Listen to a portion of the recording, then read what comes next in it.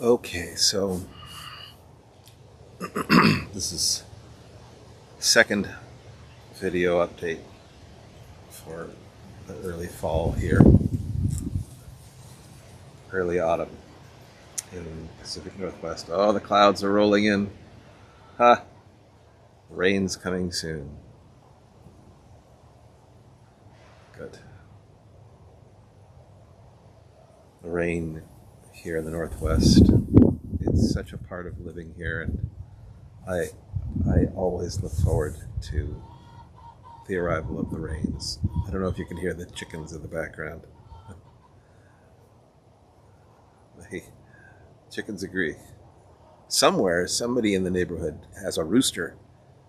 I haven't heard it in the last few minutes while I've been recording, but I think the chickens have. Anyway, so I've been talking a little bit about what it's been like for me the last few months since my last recording. And something that began a few months ago, I suddenly found myself wanting to dig deep into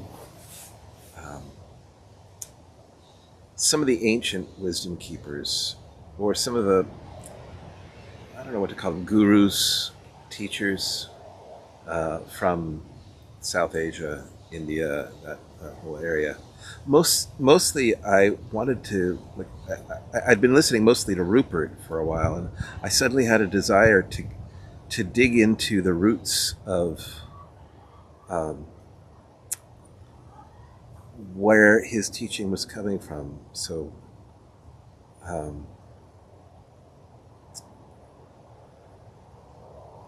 started listening to Swami Sarvapriyananda and his teachings. Oh my goodness, what a gift that man is.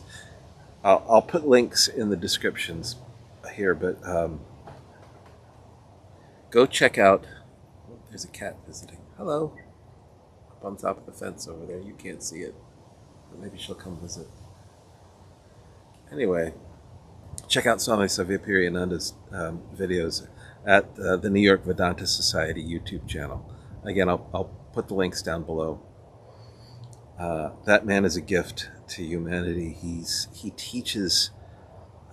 He teaches and teaches and teaches and teaches. I think he just never stops speaking, and he has so much knowledge to offer. He's a Vedantan monk of the Sri Ramakrishna order. They do lots of good works, but one of the things they do a lot is teach. And he, just as a for instance, he teaches the Upanishads, and I've listened to him teach the Kina Upanishad, and now also the almost through the first 7 verses of the Mandukya Upanishad. I could do a whole video just on his teachings of those Upanishads. But the thing about the Upanishads, so they're the core teachings of Vedanta. So there's the 4 Vedas, and then there's these 10 key Upanishads, and there's maybe 108 Upanishads total. But what the Upanishads are these.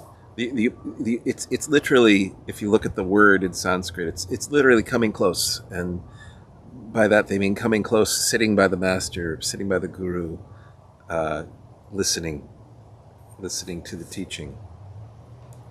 And they were written hundreds and maybe some thousands of years ago by these incredible masters called the rishis that lived around southern Asia, mostly in the Indus Valley, but other places as well. And it's just this deep wisdom, and especially if like myself, you're coming from the direct path, like what Rupert teaches, to coming to Advaita Vedanta via the direct path, that kind of skips over a lot of that stuff, or encapsulates it, focalizes it. But listening to the Upanishads, particularly listening to Swami Sarvapriyananda teach the Upanishads, is really a deep dive. It just slows the whole core of the teaching down, and particularly Swamiji, he breaks it apart bit by bit. So the Mandukya Upanishad, and then the commentary by Gaudapada, which is the Karakas. That's what that's called.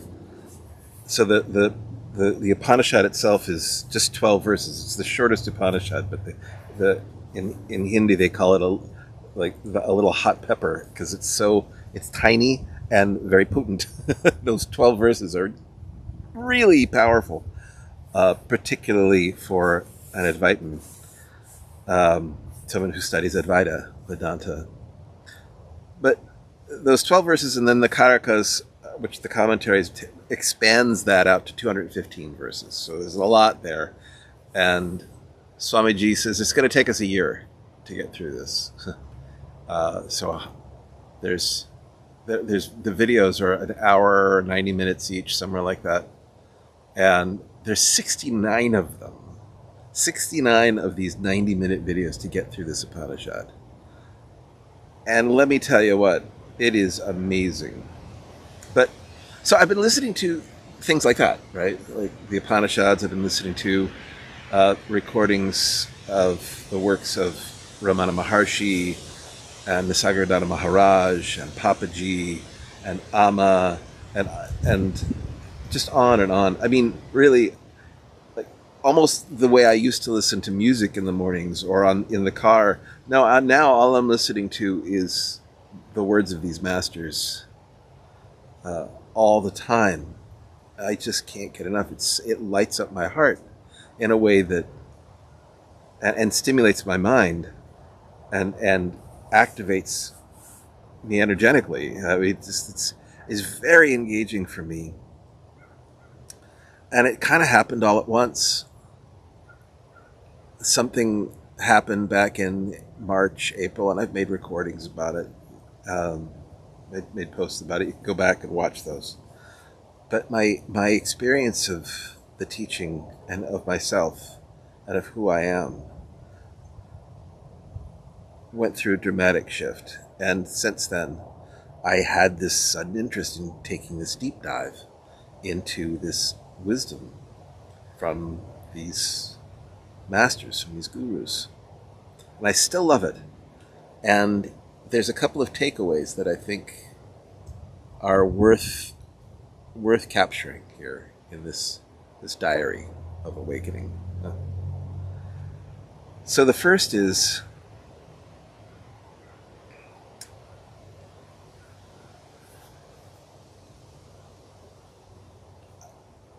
understanding for me the wisdom of taking that deep dive, going to the source, if you will, or where these teachings began for us as humans, how we came to understand this and what our understanding has looked like through the eyes of these teachers. And actually not just South Asia, but also, I mean, there are Christian mystics and Sufis from all over the world who have come to this knowledge, and listening to all of those recordings has been incredibly valuable. Oh, and here too, I have to give props, and again, I'll put the link down in the description. But there's a particular reader. Her name is Sameneri Jayasara, and I'm probably I'm almost certainly mispronouncing her name. My apologies, but go check out her YouTube channel. I'll put it in the link. I'll put a link down below. Her voice is like listening to an earth mother, or just like the earth itself, just speaking this wisdom. And these masters speaking with her voice, it's just, wow. It's amazing to listen to. Highly recommended. And as I say, I'll post that, so you can go check it out for yourself. So it's been for me like hiking up the mountain to the source of the headwaters, just right up into the glacier. And I've done this in real life. I hiked up to a glacier and just opened my mouth and let the drips of that pure essence, that pure beginning. Except with these masters, it's not like drips. It's like, okay, here's the fountain pouring in. So, really good idea. Especially if you've already got some grounding, like from some modern teachers like Rupert or others. And I might mention Colette Barnes or Jennifer over there at Hollowbone Ranch. Any number of others whose names escape me at the moment. Just, if you already have a grounding in Advaita, then getting to that ancient wisdom, those ancient texts, really, really great, really smart. And here's the thing: once you get that grounding, and for me, there was something happened there that shifted my awareness of myself. And after that shift, I mean, before that shift, I would listen to these teachings, and I didn't really. I mean, it sounded good, but I didn't really get what they were talking about. After the teaching, after the shift, rather, oh my goodness! Suddenly, everything made sense, and not only did it make sense, it felt like my own heart talking to me. Fascinating to me that just in shifting how I see myself and how I understand what self actually is, stopped identifying with the body and all that. And again, I've already made videos about that, so I won't repeat myself. So, yeah, getting back to that source has been very fruitful and useful. And also I'm beginning to internalize the wisdom of moving beyond them. Those teachers that I've been listening to, I mean, Ramana Maharshi and Meister Eckhart, Christian mystic, oh, beautiful stuff. There's others.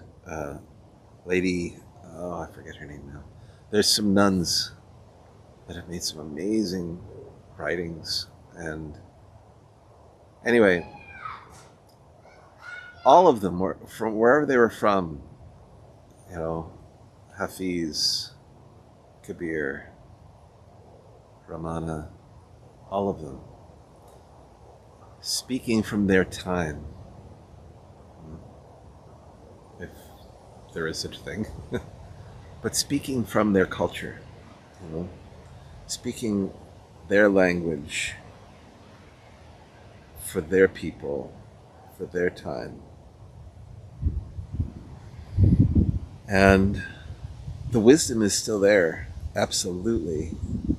And that wisdom, our and by our I mean we who are in pursuit of the self, we who have come to this understanding.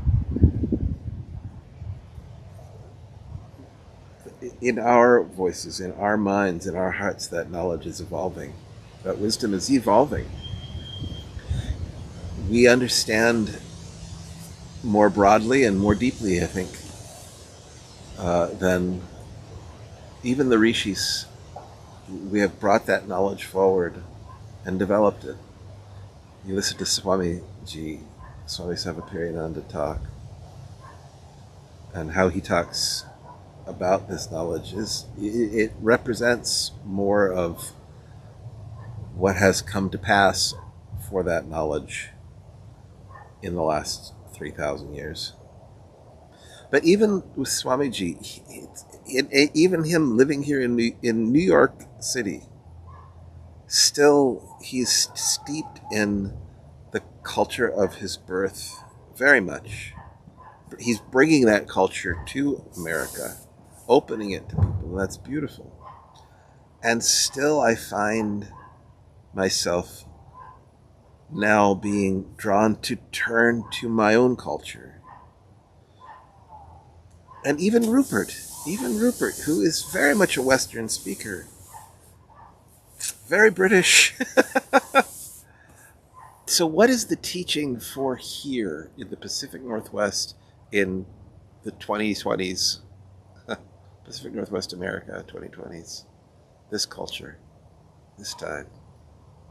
Where are we here? What speaks to us? What is our experience? Because really, and this is something I so love about Advaita, there's nothing that they will teach you that you cannot find inside of yourself, inside of your own experience. In fact, they can't teach you your own experience. The teachers say again and again that the only value, the only thing that they can do is show you how to find it within yourself. But you still have to find it. It has to be your experience, your understanding. So, yes, going to the source.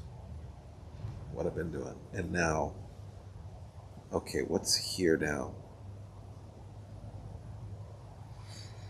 Okay. And there's a little bit there to say, just a bit, about cultural appropriation, which it's a bit, that's the conversation about cultural appropriation is heavily saturated here in the Northwest of America, and yet it bears touching on nonetheless that those cultures of Southern Asia and even Germany, England, whatever,